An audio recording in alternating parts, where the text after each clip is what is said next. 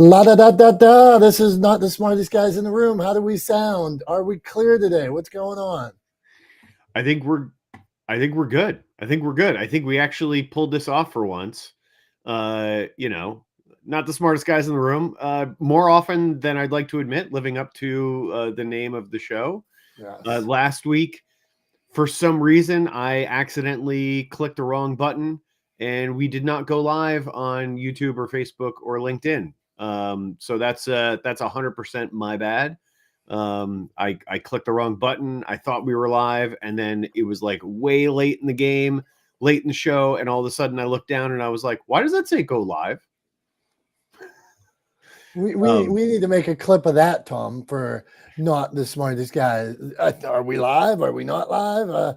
We need a montage of errors of how many times we started out with, and I know we're going to do it again, where my mic's not on, where all the mics on my computer are on, where you sound like Darth Vader.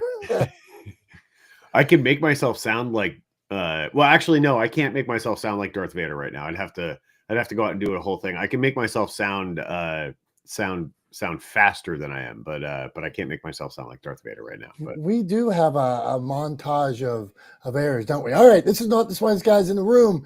You brought up one of my favorite subjects this week. It's a subject that some people are going to hate just because it is not instant gratification. It is putting in the reps, the work, the time, the calls. So we can go down that route. I'd love to go down that route. I believe in that the 10,000 hours, the 20,000 hours, all that time that it takes to be an expert, to be good, to get confidence. So shoot, Tom, let's go and let's hear from everybody. Yeah, man. This was kind of front of mind for me today. Is something I was talking about earlier in the week. And so I just wanted to bring it up here as well and have a conversation with you and everybody else here about it. But I think when it comes down to it, I think the thing that a lot of people struggle with is that, reps or repetitions, right? Putting in the work, doing the same thing over and over and over again isn't sexy. It's not shiny. It's not exciting, but it is absolutely crucial. As anybody who's ever won at anything will tell you, putting in the work, putting in the practice, getting in the reps are the deciding factor. That is the difference maker, the game changer. It's not the flashy stuff that you see. It's the work that happens behind the scenes. It is, and I'm thinking of like the obvious sort of like sports analogy, right? Like, Michael Jordan, right? And I'm not, as everybody knows listening, I'm not the avid sports fan that you are, Dom, in terms of, remembering players and stats and years and all that kind of stuff, right? But as a kid growing up in middle school, like I'm of an age of that was when Jordan was at his height, right? In the 90s, in the mid 90s, like when Jordan was the GOAT, right? And still arguably is in a lot of ways the GOAT. But I mean, he was just on top of the world. And was famous, incredibly famous for even the silhouette figurine on the famous Air Jordans was the silhouette of him doing the dunk from the free throw line, right? That famous dunk from the free throw line.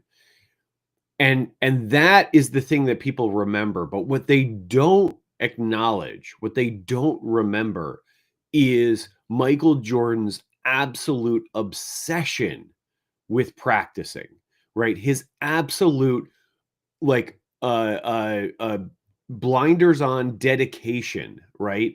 Like singular dedication to putting in the work, putting in the practice, shooting free throws, shooting three-pointers, right? Running, doing conditioning and strength training work, all of those things that he had to do to be able to pull off that dunk, right? To be able to pull off that dunk in a game, right? No less. So that's everybody remembers the dunk, but nobody talks about the work that he put in. And Michael Jordan, in so many interviews, in his book, in so many places, talks about the amount of time that he had to put in to be that good, to achieve that level of excellence. And he did undoubtedly have some natural predisposition and abilities and skill sets, hand-eye coordination, his height, his ability, his jumping ability, et cetera, things that contributed to or laid the foundation for him to be able to achieve those things. Like, it doesn't matter how much I practice, I could never be as good at basketball as Michael Jordan was. Period. End of story. Right? Like, I just don't have the foundational skill set to build that kind of expertise on top of. But that kind of expertise does not happen without the work, without the reps, without being the first one into the gym and the last one out at the end of the night, right? And I think that's the thing that people don't like to talk about, because it's not shiny, it's not fancy, it's not exciting, it's not quick, it's not a hack, it's not 3 steps to becoming a millionaire or whatever, right? All the trash that bro marketing tries to sell people on, all the pretty, fancy, sleeveless, big biceps in the gym, crushing life. I saw a clip yesterday from a guy, I forget who it was, one of these bro marketing idiots, who talks about how he's hacked time. So like he does 3 days worth of work in one day. His first day starts at 6 a.m. and goes to noon. His second day goes from noon to 6 p.m. His third day goes from 6 p.m. to midnight. And now, boom, he's got 21 days in a week. He's killing it. He's crushing it. He's doing everything that you wish you could do. He's everything you wish you could be, right? He's got the life that you want. And it is all bull, right? What he's not telling you is that he's put in a lot of work, a lot of time, a lot of effort, and probably had a couple of helping hands and legs up over the years to get to where he is, right? He doesn't want to talk about putting in the reps because it's not sexy. What he wants to talk about is the shortcut, right? Because that's fun and exciting and easy to sell.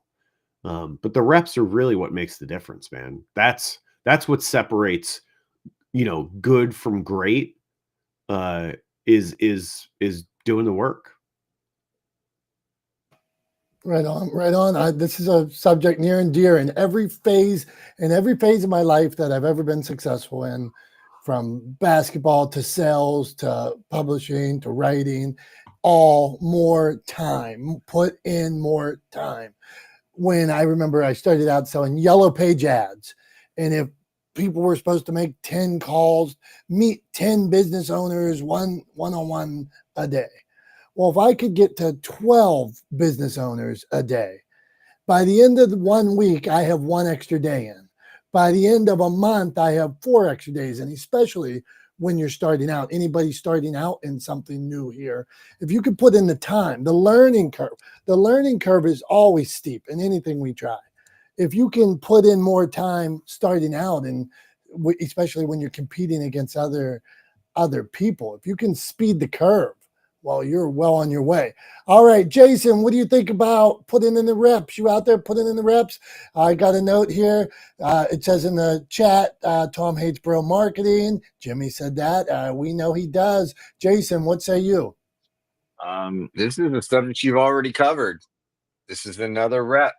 You've covered this 3 times over in all the time that I've been in Not the Smartest Guys. So, is it painful to hear? No. Is it repeat? What kind of different spin are you going to put? Or are you just going to get better because you've done it again?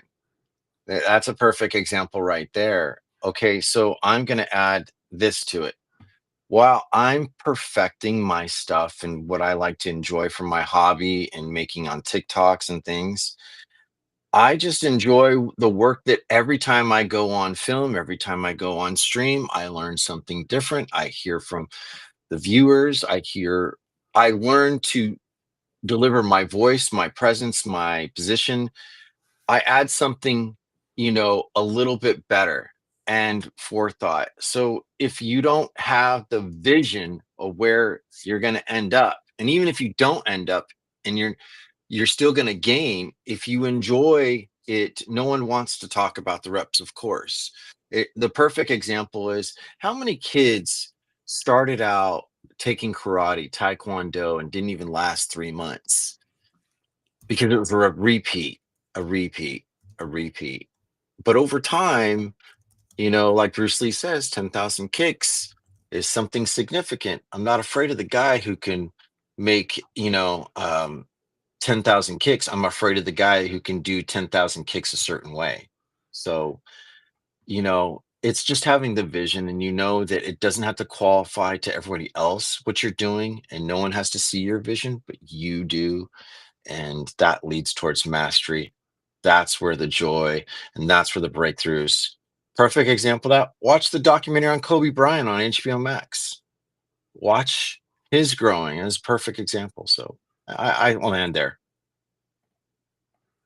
Appreciate that, Jason. Yeah, and you're right. You're absolutely right. We have talked about this before, and the reason why we're talking about it again is I think twofold. One, because every time we cover a subject or we talk about a subject or a topic, we bring something new. Obviously, time has passed since the last time we talked about it, so new things have happened. We have new ways of looking at it, maybe understand things a little bit differently, maybe a little bit better, right? Our understanding of things and appreciation of things improves over time, I would think. So, there's that. But then also, I would argue that it's important to do not just to get the reps in, but also important to go over, because it's not the same audience every time, right? 100%. Obviously, for you, Jason, you're here every week, right? Brian Swift is here with us every week. Jim Ajay is often with us every week. Debbie is here almost every week. So there's a lot of folks that are here every week, but just because it's new to, like, just because it's the same to you, right?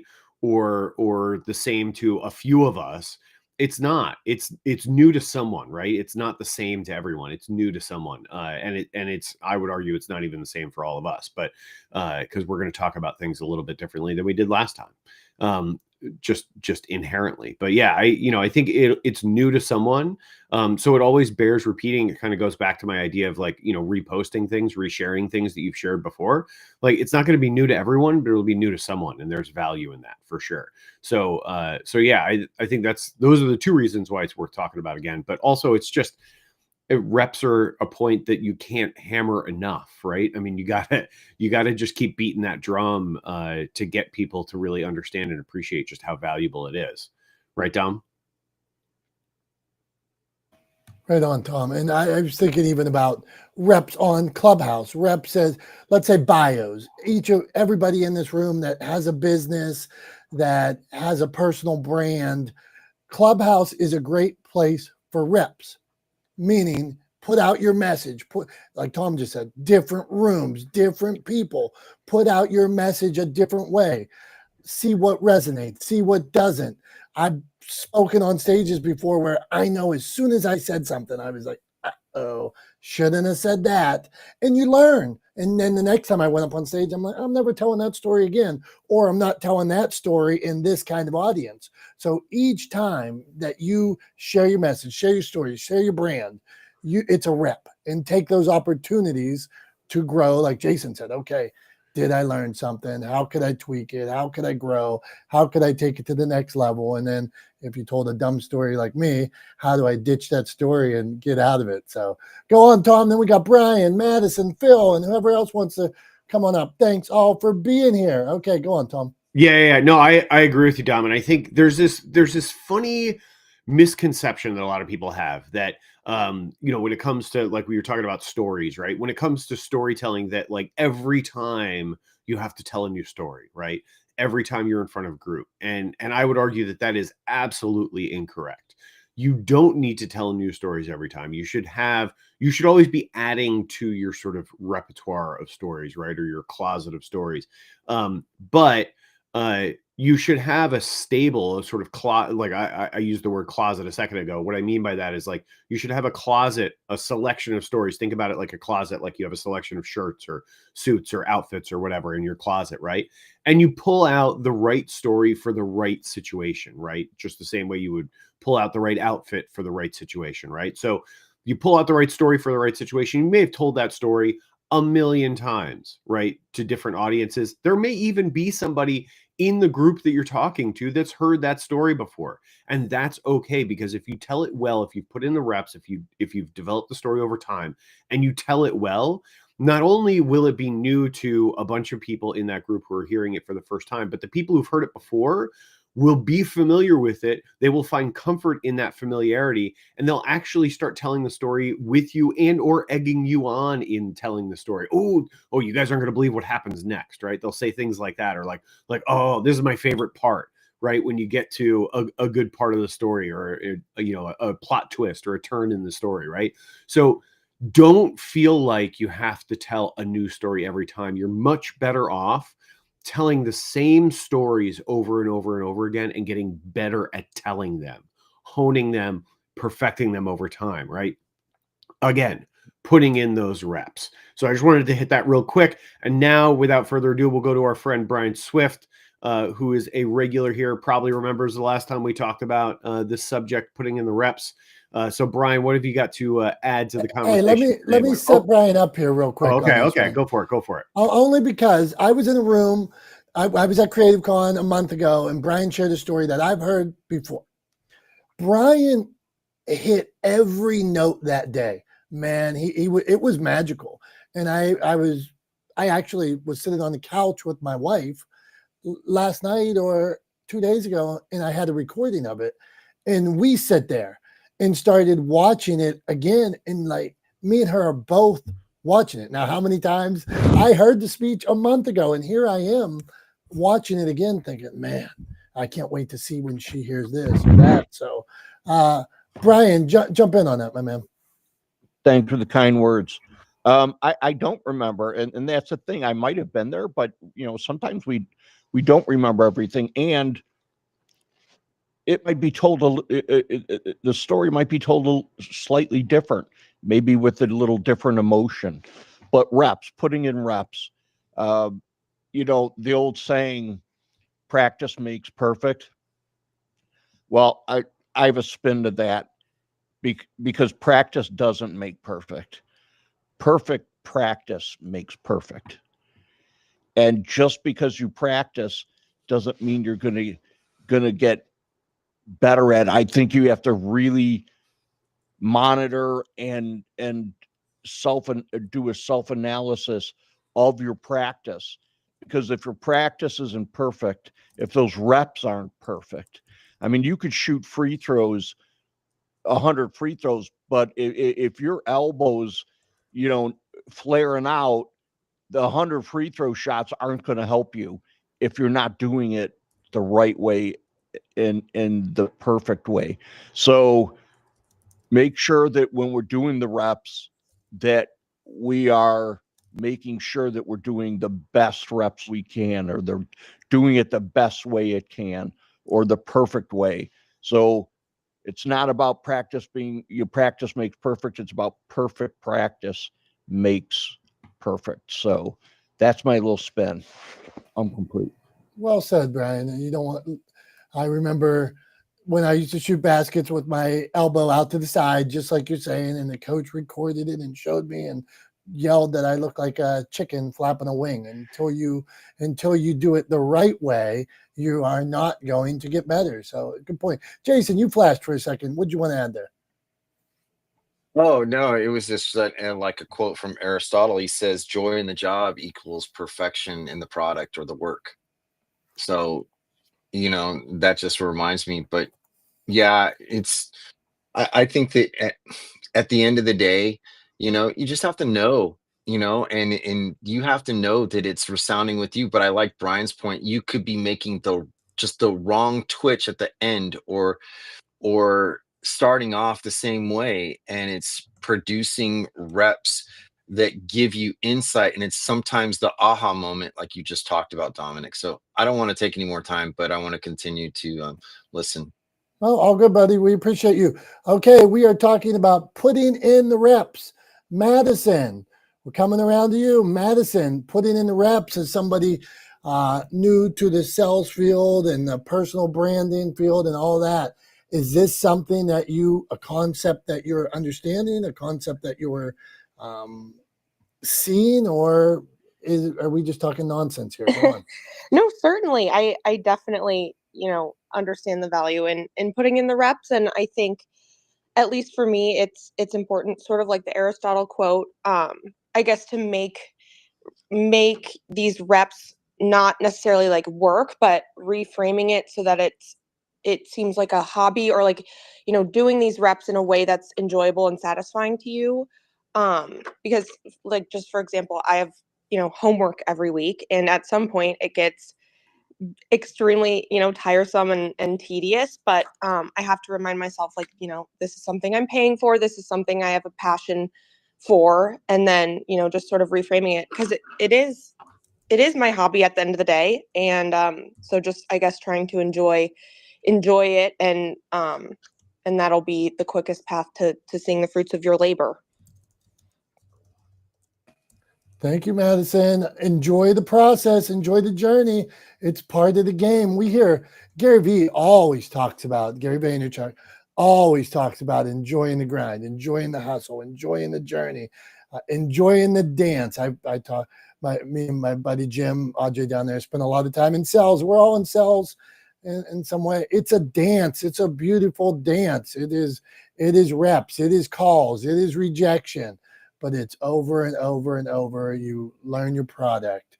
You learn your messaging over and over and over. Put in the reps. Hey, Tom, we got Phil and Julie, but I think it's time for Tom's Thumbs. What do you think? I think we switch it up and go with Tom's Thumbs. All right. Let's do it. Let's see. Oh, we got a thumbs up from Phil. Thumbs up on Tom's Thumbs. So we know what Phil's thumbs think of Tom's Thumbs. Okay. So today I'm going to lead you in the direction of the Tom's Thumbs is about one of the greatest things of all time.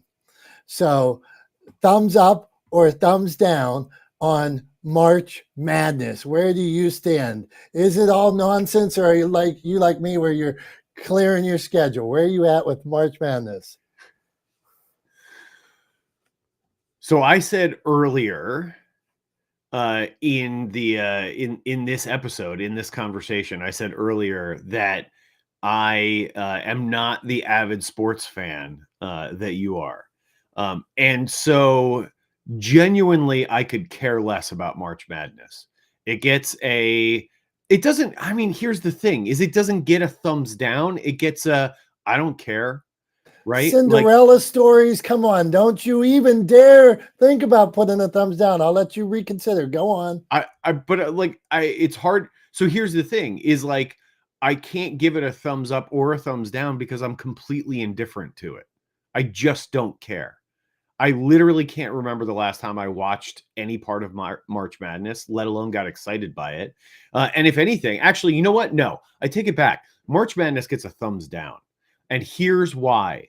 Because what March Madness has become is really not about the athletes, but not about the athleticism, and not about the sport, and not about the contest. What it's about is betting, right? What it's really about is sports betting. The reason why it is as hyped as it is today in 2025 is because of the proliferation of sports betting and betting books, right? Sports books online sports betting. And it is terrible for a lot of people. It costs a lot of people a lot of money every year, money that they can't necessarily afford to lose, but they are addicted to betting on these sports apps and betting in these sports books and getting wrapped up in March Madness that way, and placing all kinds of crazy bets, not just on the outcomes of the games, but on how many penalties people are going to have, and whether or not somebody's going to hit a certain percentage of free throws, and all kinds of crazy stuff. You can bet on anything and everything using these sports books. And that's what March Madness really has become about. For a lot of people, there are a few pure sports fans, and I can see you shaking your head. You're probably amongst them, who really watches it for the sport and for the love of the game. I know you love basketball, but in its current iteration, in its current form, for the vast majority of people and how a lot of people interact with March Madness. In fact, a lot of people only interact with March Madness through from the perspective of placing bets as part of a bracket for March Madness. I gotta say, not a fan. It's not really what it's supposed to be about, right? If it's supposed to be about a contest of athleticism, about the best team winning with the best strategy and the best players and the hardest working team, et cetera, that's not really what it's about. What it's about is sensationalism and sports betting and making a lot of money off of a lot of people for a few people. And so for that, I give March Madness a thumbs down. Go on, Swifty. Let's beat him up because that was by far the worst Tom's thumbs ever. March Madness Get him, Brian. is great. Get him. Yeah, go on, Brian Swift. What do you got? Tom, I will agree that a part of it is the betting, and that's gone on forever. We just happen to see it more now because of social media. But behind that are these young men that get a chance to be seen on national TV, and they are playing for the love of the game. There are these young men that might get their 15 minutes of fame and have worked 4 years, 4 years in high school, 4 years in college, just dreaming of getting to March Madness. This is the dream of thousands of young men and thousands of parents to see their kid's dream come true of being on that stage. So I think when you look at the totality of it and you realize that these young men, most of them know this is their last dance. This is, as seniors, this is their last dance. As juniors, it might be their last dance. Their chance to get the 15 minutes of fame, the stuff they've worked so hard for, the blood, the sweat, the tears. Their goal is to be in March Madness. And I'll give you and I'll take it further. My son went to Grand Canyon University in Arizona, and his junior year was the first year they went Division I, and they made it to the dance, they were one of the 64 teams, and unfortunately they pulled Gonzaga, which at that time they were ranked like in the top 5. But what it did for that school and the fans and the players, for those players to finally end up being on TV and playing after all the dreams. Some people never get that 15 minutes of fame. That's an hour of fame. That team gets to be on TV, gets to showcase their dreams, the coaches' dreams, the fans' dreams, the players' dreams. These are dreams coming true. So outside of the betting, I think you have to consider these are dreams kids have worked at their whole life and thought about. And some people never get an opportunity to see their dreams come true. So I think based on that, thumbs up. I'm complete.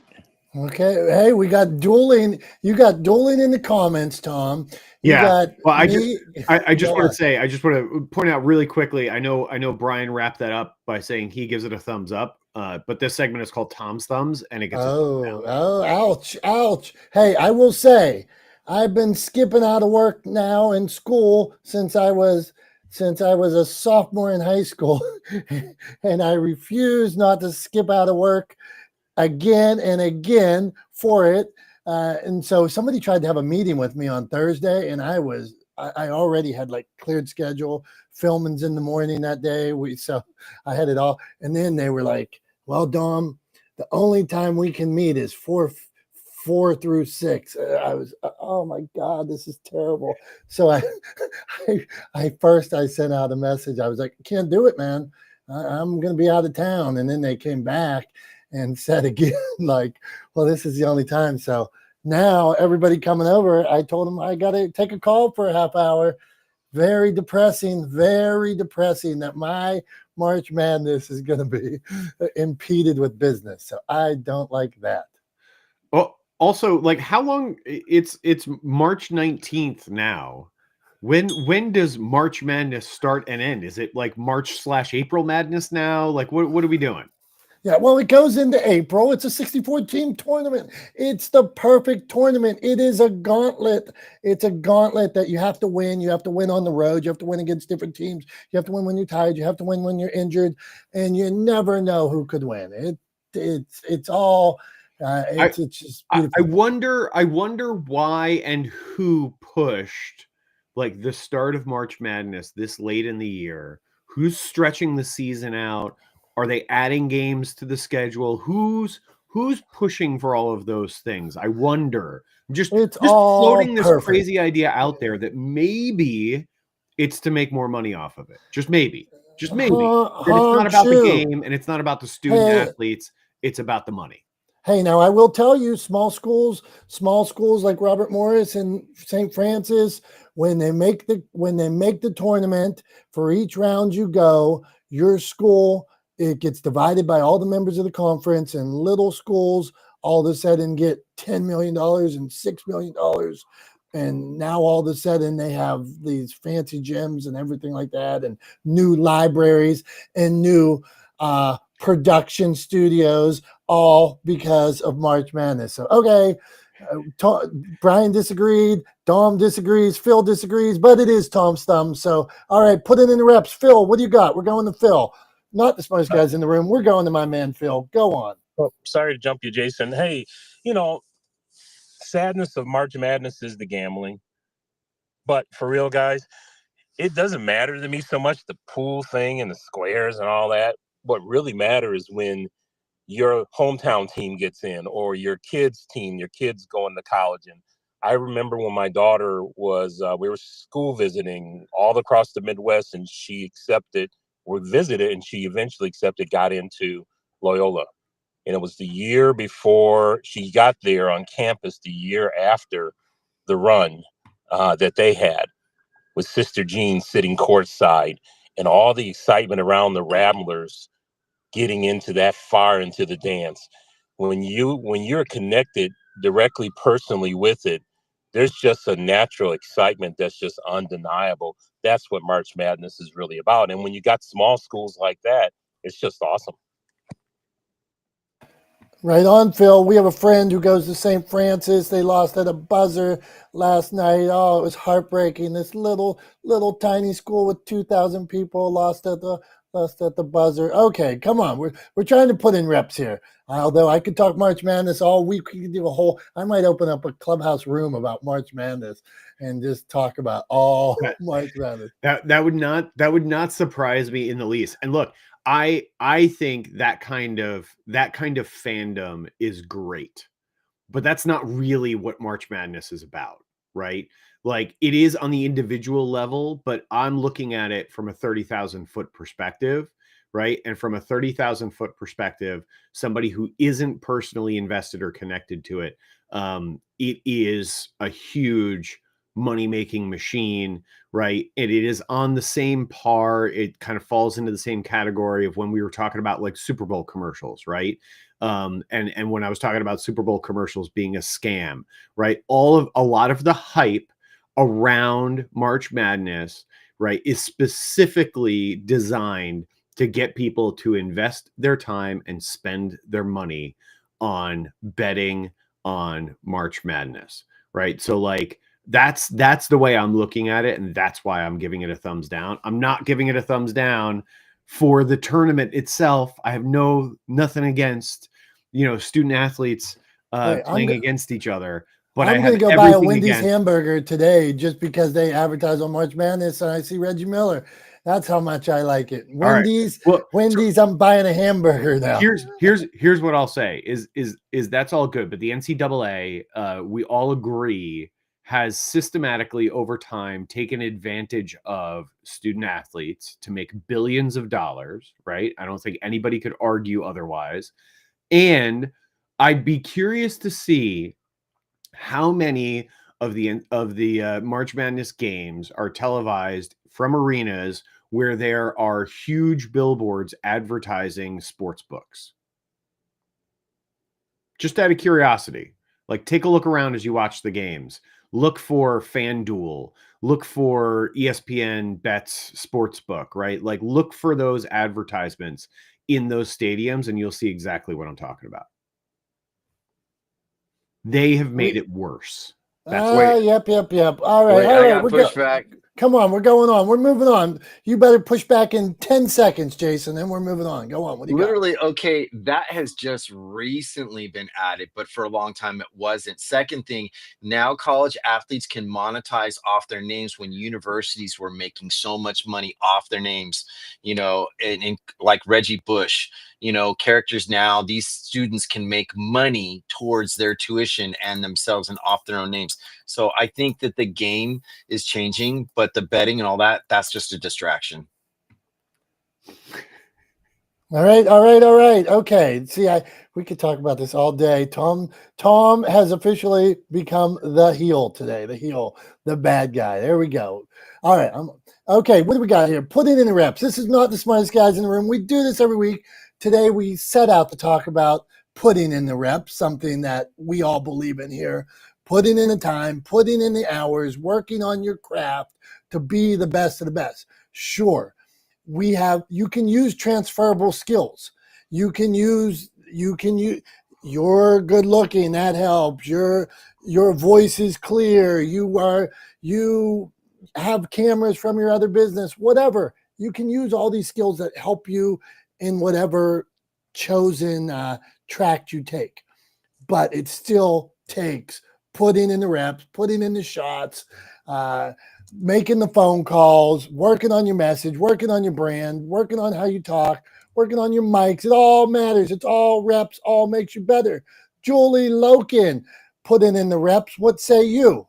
I'm just reeling over what Tom said, but Damn you, go. Okay. Okay. What do you got? Oh, You want to beat up Tom? Go ahead. Oh, no, that's not my job in life. I think we all on stage did that today, unfortunately, Tom. When I'm thinking about putting in the reps, I'm also thinking about paying your dues. And so many people are conditioned to believe that you can become famous, you can become rich by one action, and we all have to pay our dues. So that was kind of my thought in terms of this question. We all have to pay our dues to get where we want to go. And that does mean putting in the reps, strengthening that muscle. Julie, is there a time frame? Like when people say I put in my dues, some people think, well, is dues different for everybody, or what does that mean, or how do you know, or that it's time? Yeah, doesn't there come a point where you've been doing the reps, putting in your dues for 5 years, and you haven't seen any sort of ROI on your investment, your time, your energy? That's when you need someone to tell you, okay, maybe you're doing it the wrong way. Is that kind of what you were asking, Dom? Yeah, that's fair. Good stuff, Julie. I appreciate you. God, I hope. I'm scared now.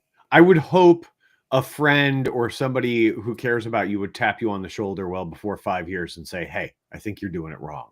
Right. maybe they don't know. Right? Well, who has been doing it forever?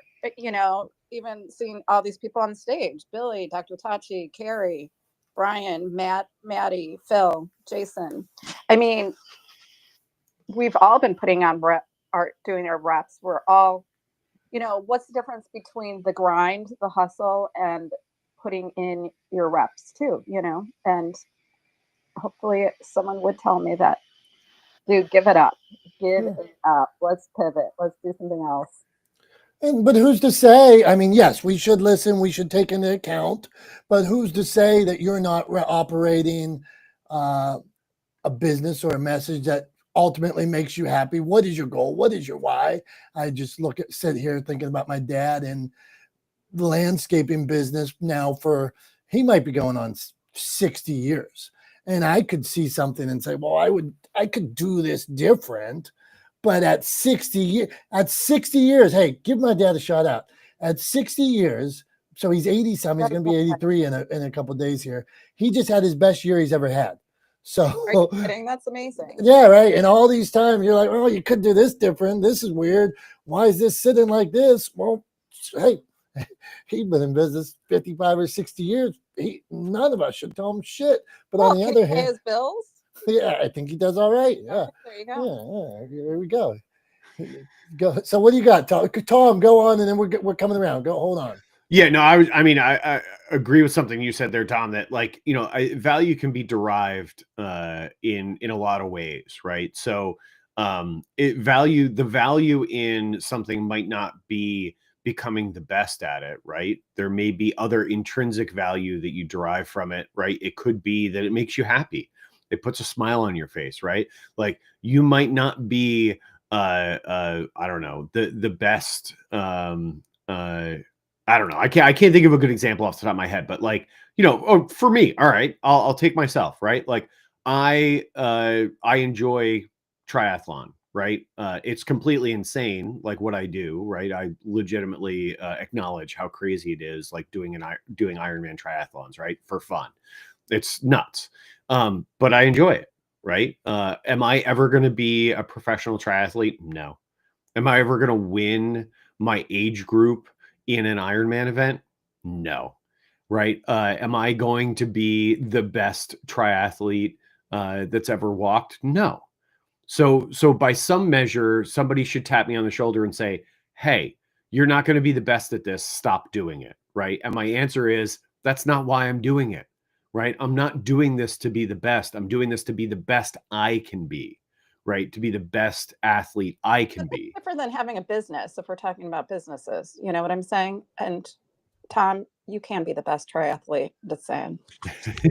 Okay. Well, I appreciate that confidence, Julie. I would argue that it's misplaced. I definitely cannot be the best triathlete. Pros make me look like I'm crawling out there. But I appreciate that. But no, I think like if it's a business that you are I don't know. The measure would be then, can you pay your bills, right?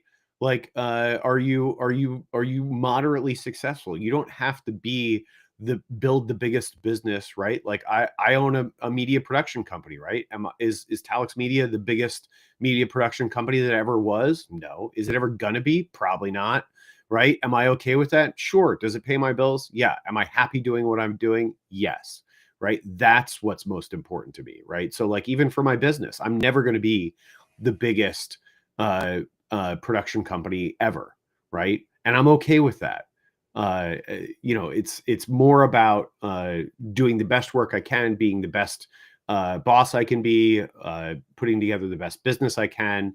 All of those things, it doesn't have to be the best in the world as long as it's the best I can do.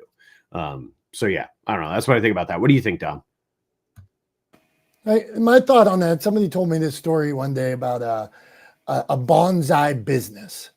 And we all know there's little trees, the little bonsai trees, a bonsai business. So sure, some businesses you can scale and grow, but a bonsai tree is beautiful. And you just you get those little scissors out and you trim it a little bit, and it's even more perfect. And there are businesses like that, like Tom's production company or a certain business, maybe my dad's business, where all of a sudden you have a piece of pie and you work from that pie. That's the pie. And then you make it better, more efficient. And in that bonsai business, you become happy, and it's a beautiful thing. So there's nothing wrong with having a perfectly run operation. Hey, I see Miyagi up there. Jason, thank you. Okay, well, Carrie, you flashed a couple times. So Carrie, then Billy, go on. Okay, so I'm Mr. Miyagi, wax on, wax off, right? Karate Kid. And when you say bonsai, that mastery and what Tom was saying, yeah, I would agree that I'm an athlete. I'm not athletic. Anyone who's met me in person will know that I failed at like dodgeball, but I am very trained when it comes to my craft. And my dad, who's 80, there are a lot of moments where I'm shooting with him at events. And I remember we did this MLK event and Earth, Wind, and Fire was there. And my dad doesn't even know music. And he's like backstage with them. And then he's like up in the balcony shooting. And I didn't even know there's a balcony. And I'm like, Jesus Christ, he can outshoot me in moments. That is just he's that much older than me and he's been doing it that much longer. And I've, had that happen since I was a child, shooting the marathon, and I run out of film and he's like getting that page 1 shot. And so that training and that repetition that Julie was speaking about, there's something to be said about that. There's innate talent and putting the reps in. Like, there's someone like Michael Jackson or Prince or Whitney Houston. That was just like God-given ability that no one has sang. What is it? What is she saying? That no one will even touch it, and she'll go down in history. Star Spangled Banner. Star Spangled Banner. Yeah, Yeah, there you go. I should know that. Yeah, national anthem. But like, watch her sing that. There's certain things that are just innate and God-given, or but then there's, think about Michael Jordan. How many misses did he get to have the record that he has? So I'm always fascinated by that. It's interesting to me. Right on, Carrie. We appreciate Michael Jordan. The reason why I succeed is because I missed 10,000 shots is the reason I succeed. And sometimes you'll see a poster that shows I missed so this many game winners, this many of these shots, and then it says at the end, and this is the reason I succeed. So 100% agree. Phil, you got something to say? Then we're going to Billy, Dr. Tachi, and Joe Lonta. What's up, Phil? Yeah. Hey, thanks, Dom. I think about the reps. When I think about the reps, I think about, you're doing the reps so you have something to measure and then to make adjustments so you can grow and get better so you can reach your goals. Oftentimes, you guys might hear me talk about that I'm 40 plus years in the security industry. So I'll split that down in 2020. I spent 20 years with basically one company, just mastering and helping that company to grow to one of the biggest, best ones in the country, winning all sorts of service awards. But on my 20th anniversary, a little bit planning before then, but I knew it was time to go. So I walked out the door on my 20th anniversary, started my own company from the ground up. And I ran that thing with reps. 5 years later, as I was perfecting the trade shows, the sales, the marketing, and listening to all the mentors and people that were trying to help me grow and making those adjustments, 5 years later, I became one of the, in my category, I was Supplier of the Year for the Minority Business Council nationally. And that was because I just achieved kind of really some unique things for a 5-year-old company, ran that for another 15 years. And here we are, spun it off and sold the rest. And we move on to a new life now in online space. But it was those consistent reps. I put a TikTok out recently. I think Jason may have saw it. And I basically said in there that every day of my life, I've gotten up for 40 some years, basically protecting people, places, and things. That's some reps, and there's no room for mistakes in that. But now you get a chance to pivot and start it all over again. That's what I feel like the reps are, is just perfecting whatever you do best. And you can have multiple things. I took care of my dad for 6 years with Alzheimer's. There was no room for mistakes. I had to get it right, and I had to learn on the job. So that's what it's really about. Wherever you're at, just be good and perfect what you're doing. Thanks, Phil. Appreciate that. And now it's time, following off of Phil there, before we get to Billy, Dr. Tachi, and Jolanta really quickly, we've got to go to Dom for show and tell. It's everyone's second favorite time of day, following Tom's thumbs, because you get to argue with me and push back against my unpopular opinion on March Madness this week. But Dom, what do you got for us? What are you going to show us and tell us? My favorite time, right when we can give it to you. Okay, I'm going to keep it simple. And one of the things about storytelling, why I like to practice this, is get to the effing point quicker. Okay, I believe in that. Okay, right. I'm telling you straight out. So today, I've been looking through my memorabilia more and more and more. I found a card of General Norman Schwarzkopf. Okay, why do I have a card of General Norman Schwarzkopf? Okay, from Desert Storm, it tells all his facts and figures. But what I wanted to tell you about General Norman Schwarzkopf, sometimes you hear that not all heroes wear capes. I heard a story that Schwarzkopf went into a battlefield that was full of landmines, walked out, carried somebody out on his shoulder. There was somebody else out farther. Then when he got out further, there was two people out there. General Norman Schwarzkopf put two people on his shoulders. How is that even possible? And walked back through the landmine field again. Not all heroes wear capes. This is General Norman Schwarzkopf, my card, and I am glad to have it and glad to share that story with you. That's today's show and tell, Tom.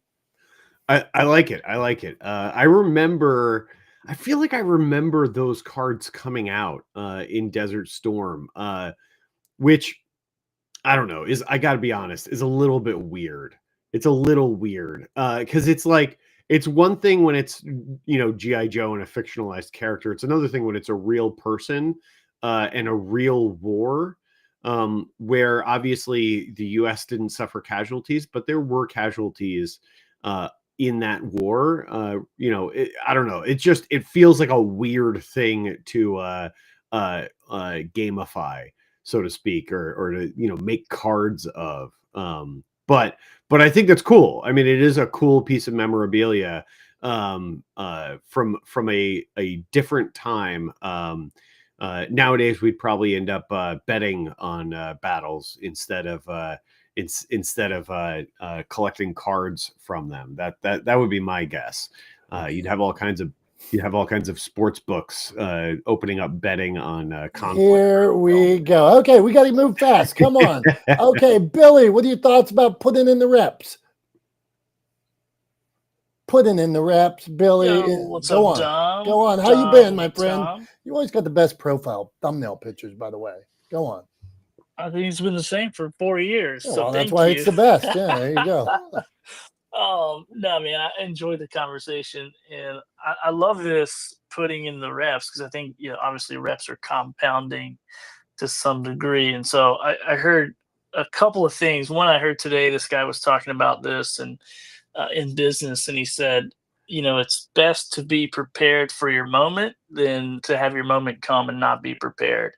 And for a lot of us, that is doing the work, understanding the value of what we bring to the table, and be willing to step in at a moment's notice when that next opportunity presents itself.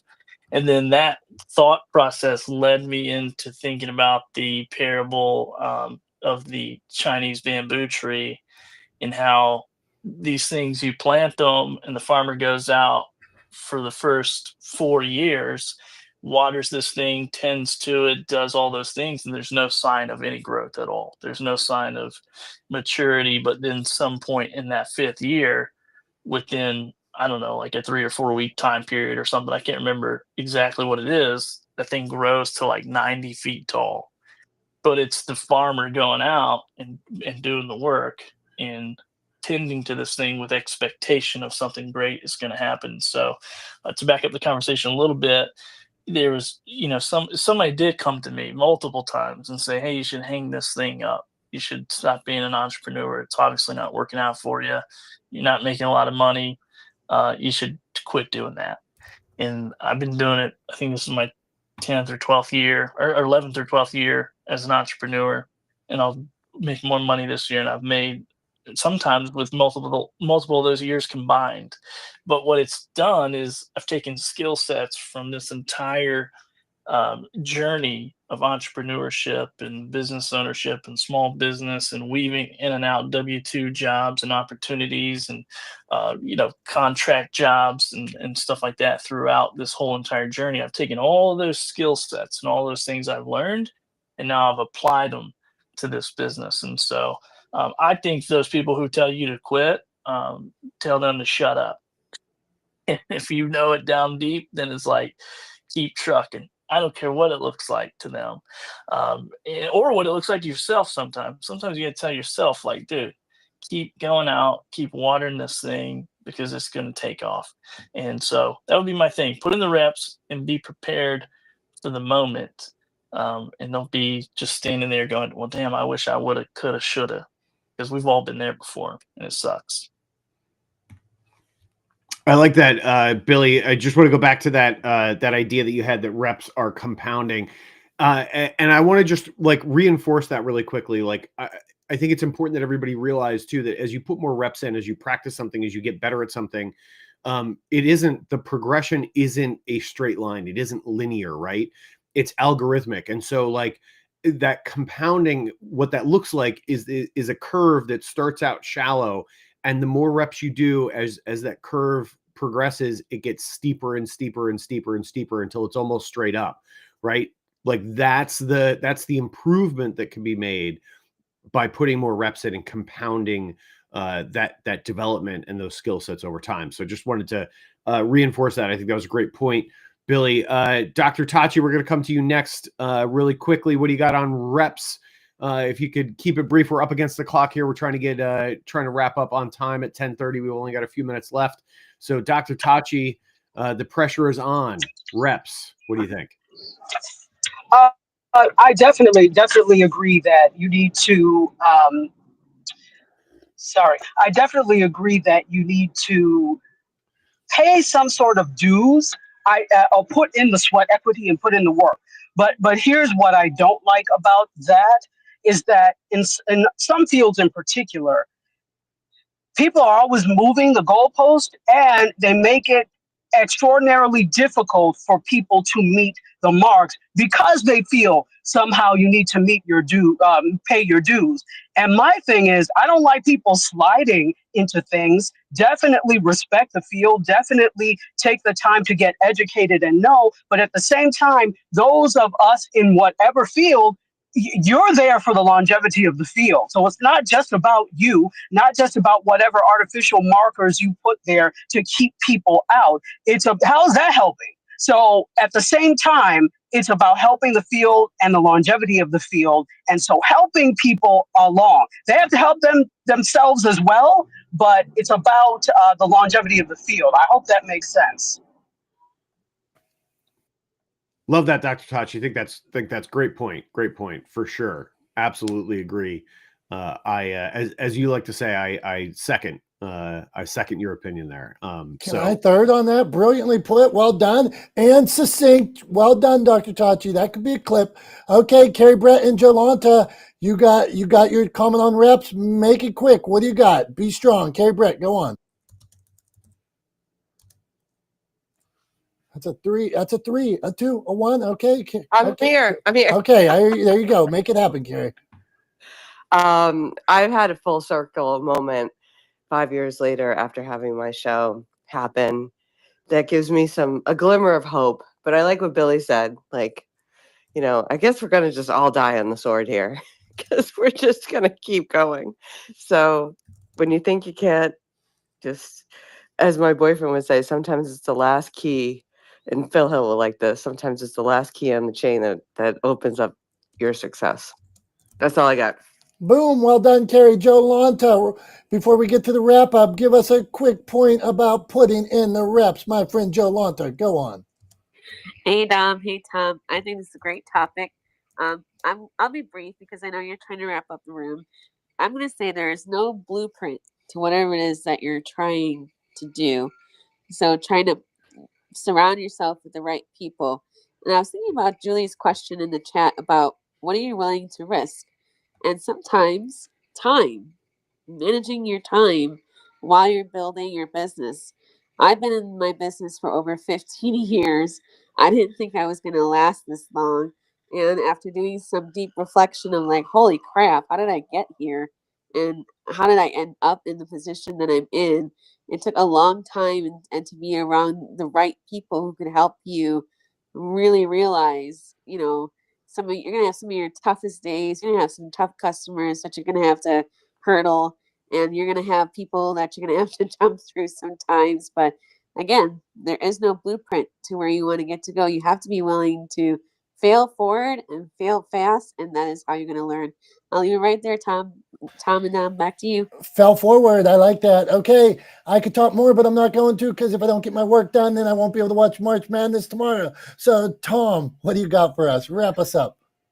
All right, will do, Dom. So really quickly, a quick callback, because I didn't have these statistics available to me when we talked about Tom's thumbs. But here's the beauty: I'm wrapping up the room, so nobody else gets to talk, right? So here we go. Very quickly, sports betting is expected to be in the multi-billion-dollar range for the March Madness NCAA tournament this year. In fact, the estimate is about $3.1 billion will be wagered on March Madness this year. And here's the real problem with that, right? Besides the culture of sports books taking advantage of people who can't really afford to lose money, the other side of that is that these sort of micro bets and the betting throughout has created a culture where people actually lash out at the athletes for their performance in the games, and it creates a really kind of hostile environment for them, particularly for college athletes, where people actually blame them. They get Venmo requests when they lose a bet on their performance in the game. So it's created a really kind of negative environment around March Madness. So I would argue, if you love March Madness, if you want it to be the tournament that you remember from your youth, then work to get sports betting out of it, because what it is right now is not good. So there's that. The other thing I want to say is, just when it comes to wrapping up the room and talking about putting in reps, I want to use a phrase that we've used here before, to kind of build off of what Billy was talking about with compounding reps, and Dr. Tachi was talking about with sort of using work to advance yourself, advocating for yourself, and then helping other people move forward as well. And I just want to remind everybody that at the end of the day, practice makes improvement. It does not make perfection. Nobody is ever going to be perfect at anything that we do, right? But it does make improvement. So put in the reps, do the work, keep improving. It will pay off in the long run. So that's all I got to wrap up the room today. We appreciate all you guys being here. Thank you so much. We love you guys. You guys are the reason why Dom and I do this. And you are also the reason why Dom and I are not the smartest guys in the room. So thank you again for another week. Thank you for being here. Thank you for being a part of this. We appreciate you. We love you. And we will see you next Wednesday at 9:30 a.m. Eastern time, right here on Not the Smartest Guys in the Room, streaming live all over the internet next week too. I promise we won't mess it up again, probably. Although we may mess something up. You never know. Anyway, that's all I got for this week. Love you guys. Thank you so much. Bye-bye.